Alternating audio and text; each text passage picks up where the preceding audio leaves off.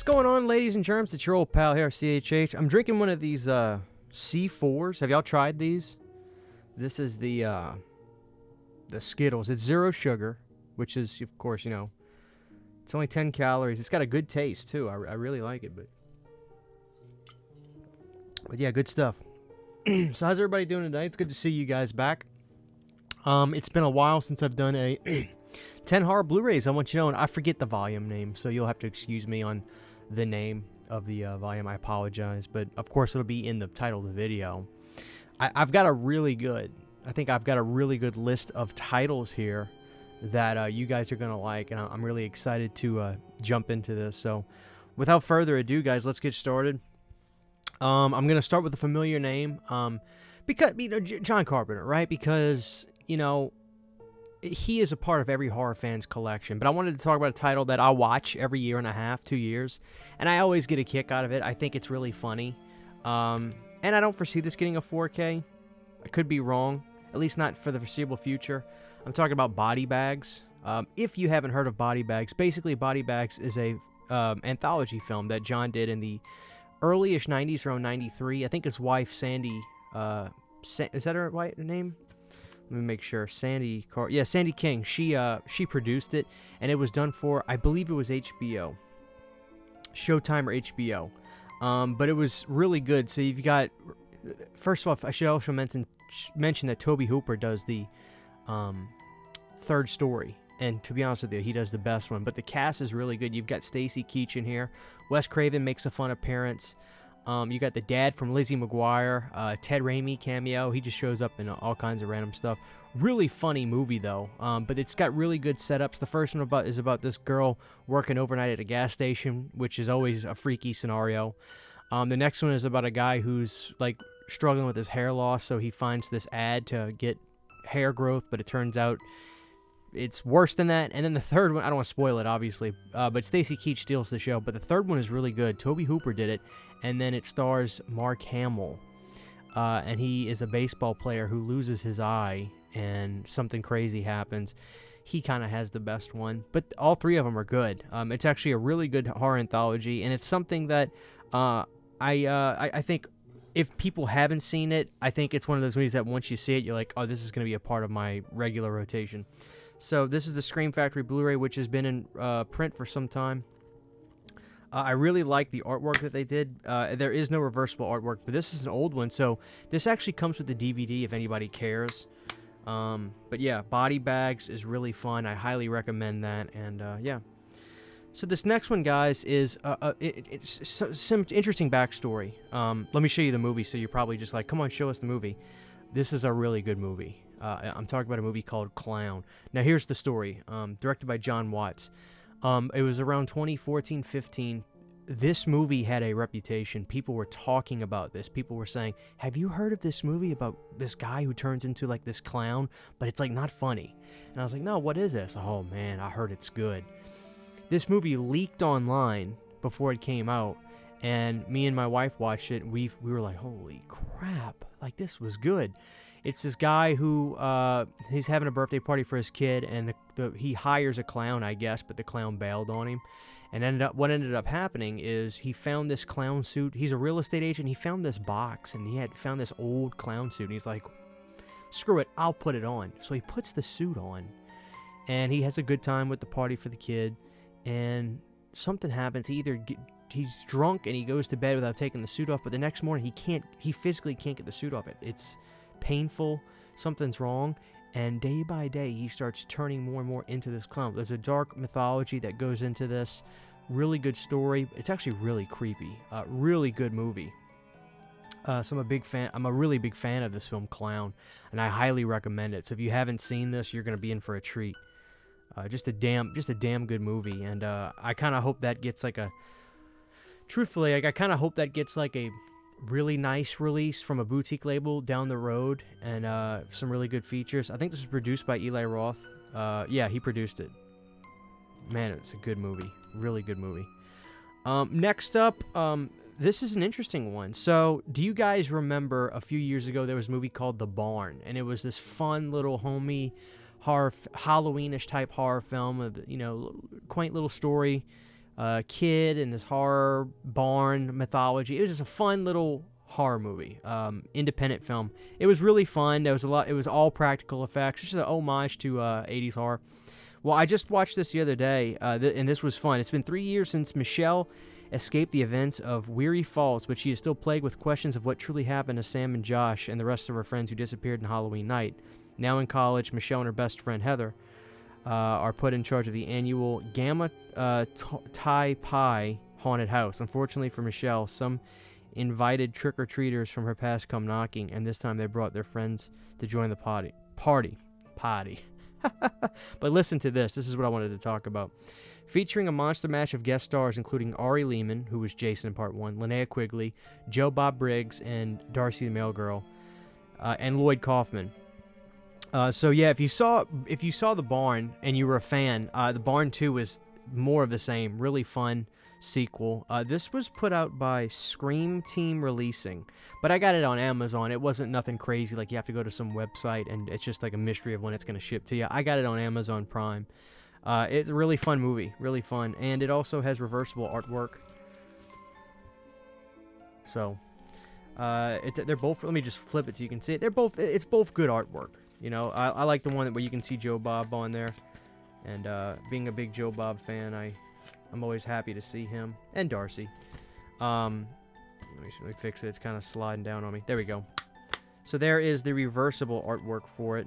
You can see Ari right there with his guitar. I love Ari Lehman. So fun sequel. I'm assuming a lot of people own The Barn already. If not, you'll want to grab both of them. So next up, guys, you know I love Charlie Band. You know I love Full Moon. Always been a big fan. So when I heard about this movie called Puppet Master Littlest Reich a number of years ago, I was really hesitant. I almost didn't want to buy it because I got concerned because the last time Charlie did this is because he was in financial straits, quite frankly. And when he licensed out Demonic Toys and Puppet Master, and Sci-Fi made their movie. But when I heard about this, I was just like, oh man, is this the same thing?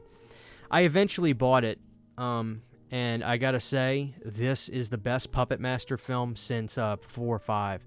So basically, Puppet Master Little Strike is a soft reboot. It's a third-party Puppet Master film in a sense, but third-party is a really weird way to put it. Charlie licensed it out, and it's from the producers of Bone Tomahawk and The Meg. And the quality is there. This is a damn good movie. Barbara Crampton's in this. Takes place in Dallas, Texas, so it's not too far from where I live, so I feel a little bit of a homey touch to the movie. Really good practical effects. There's some fun sleaze factor to this one, and the special effects and gore are really fun. This is an insanely fun movie. There was a 4K for this, but I did some research. It wasn't even done with HDR, so it's just like, there's no point in doing that. Just get the Blu-ray, Christian. This was put up by ROJE. You can see this on Shudder if you don't trust me, but I can promise you, if you're a Puppet Master fan, if you like, for instance, if you like the first movie or the second film, the quality is there. The designs are altered a little bit. I'm assuming for legal purposes. I'm not sure, but they're good designs. They're not as classic as the originals like you could see down there, but they're good designs. So really fun, and they actually have some original style puppets in there. I was hoping we'd get a follow-up to that movie. We haven't yet, but I hope we do because it was really good. So check that out, guys. Next up, I want to talk about one of my favorite Vinegar Syndrome titles. This could be my favorite one I own. I'm talking about Spookies. Spookies was a movie that I believe I found out from Pizzle. He would talk about this movie. He was like, you know, I used to see this movie on the VHS shelves, and the artwork would stop me dead in my tracks. And it was Spookies he was talking about. Now, the movie is incredibly hysterical. It's a creature feature. It's a werewolf movie. It's a vampire movie. It's a haunted house movie. It's all of the above. It's literally a movie that is just filled with practical effects. It's almost like this movie, it's funny, it's hysterical, it's so rewatchable. The music is great. It's a so bad it's good movie, but it's really just kind of good to me. Like, I love it. It's so entertaining, hysterically fun. I love Spookies, but what's amazing about this release, and this is gonna seal the deal if you're like, it sounds kind of cool, this is what's gonna seal the deal for you. So the second disc is all bonus features, but hear this. The documentary that they made for this is feature length, and it is the most incredibly entertaining, informative documentary about the making of this film, because the making of this film was bizarre. It started out as a movie called Twisted Souls. People were coming in to help fund the project, and twists and turns happened. Stuff was getting edited after the main principal people were working on the film. The documentary is as rewatchable and entertaining as the movie itself. It's really cool. So I love Spookies. There is a water gremlin. There are muckmen. There is the Grim Reaper. There is this gorgeous big spider. I mean, guys, it is a practical effects extravaganza. You're going to have a blast with this.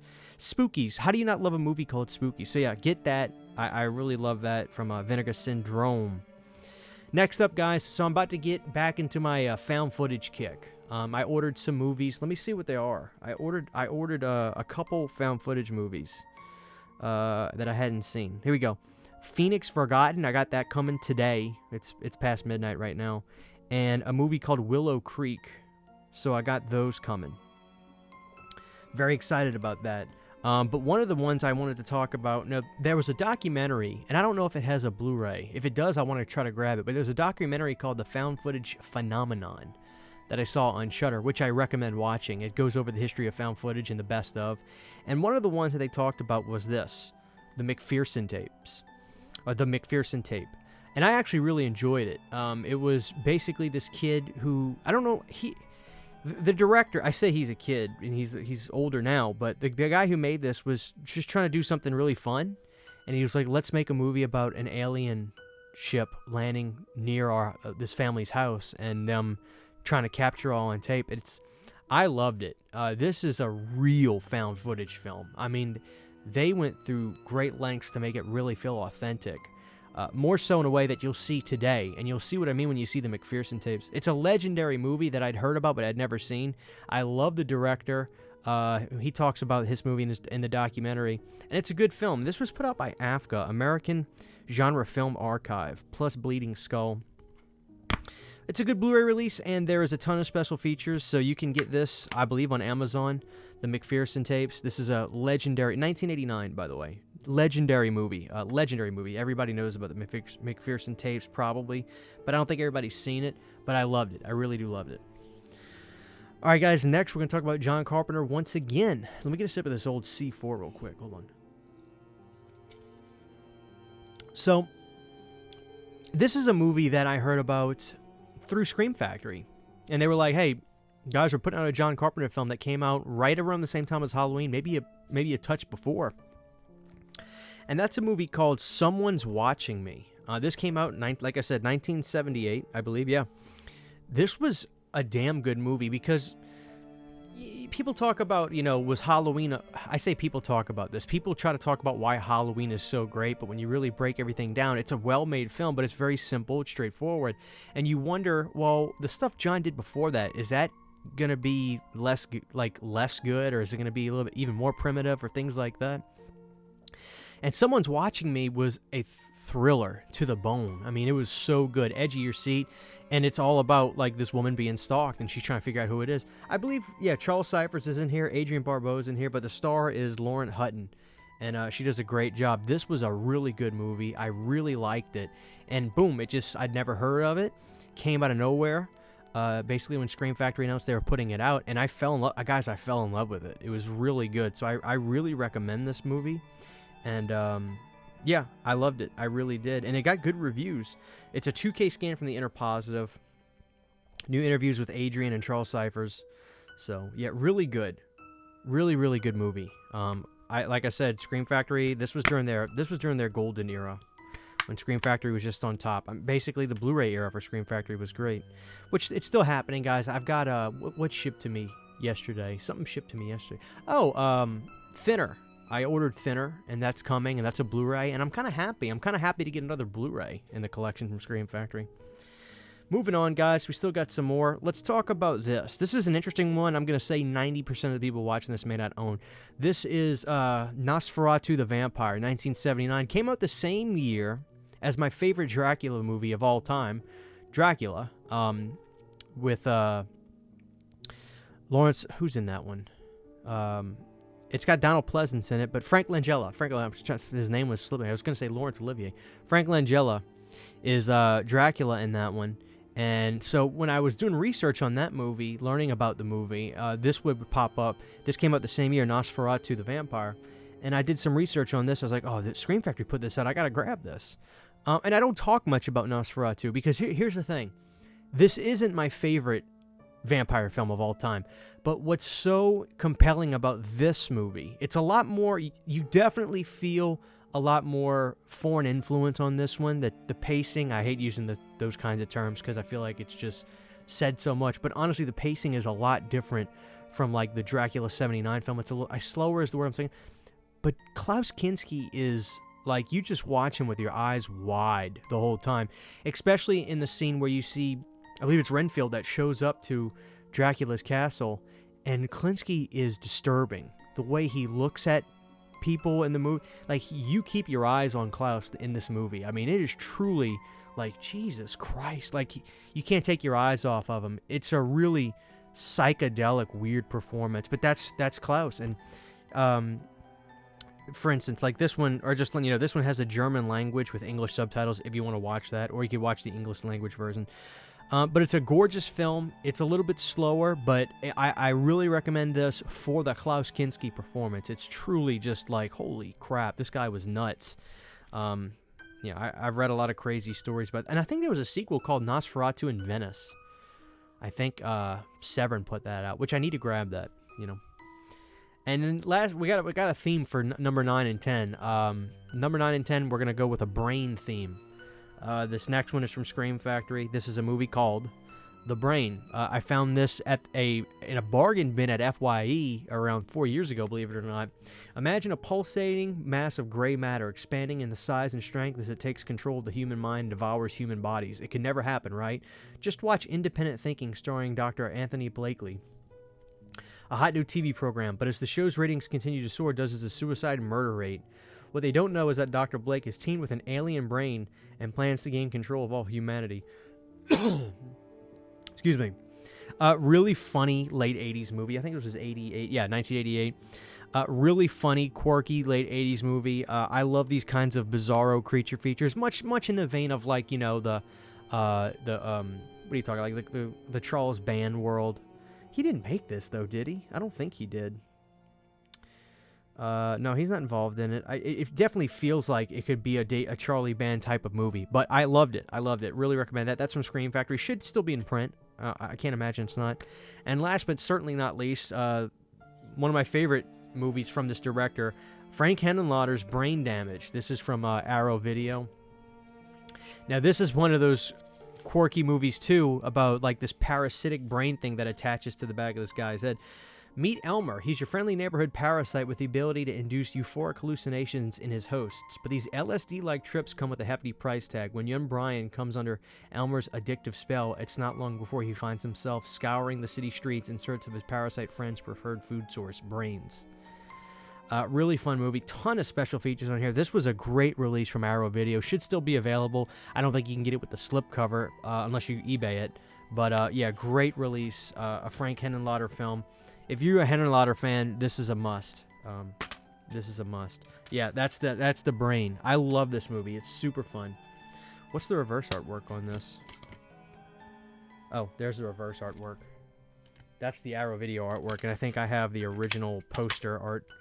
So, yeah, this was a great release from Arrow. So the last, I wanted to theme out 9 and 10 with a Brain double feature. So, guys, I thought I had a pretty nice pick stack right here. Some interesting picks. So, let me know your thoughts on any of those. If you have any questions, please drop it down below. And, yeah, thank you guys for watching. I know you guys like this series, and believe me, I love making these videos. They're easy. I get to look through movies. It makes me kind of want to rewatch some of this stuff, and you know, just kind of break away from the norm of watching your typical, you know, mainstay horror movies. So I appreciate you guys enjoying these videos and keeping them alive and having me continue to do them. I really appreciate it. This is your old pal CHH, guys. Take care, and I'll see y'all next time. Huge, giant thank you to all of my Patreon supporters. Without you guys, this would not be possible. To get behind-the-scenes photos, videos, music, private live streams, and much more, you can subscribe to my Patreon for as little as $1 a month. Thank you to my patrons.